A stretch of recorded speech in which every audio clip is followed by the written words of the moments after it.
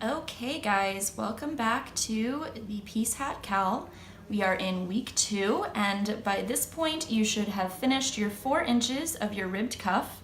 And now this is going to be a super short video because all we're going to be doing this week is knitting the body of the hat, which is just knit in knit rounds, creating a stockinette fabric. So I've just finished my last round of the knit one, purl one rib.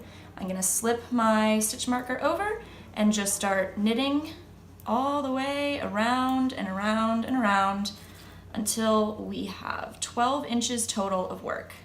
So make sure you are measuring from the very bottom where you cast it on to the top of the hat. That's going to be the 12-inch mark. Not 12 inches just of the stockinette fabric, but 12 inches from here. So since we already have 4 here, we're going to do 8 inches of stockinette.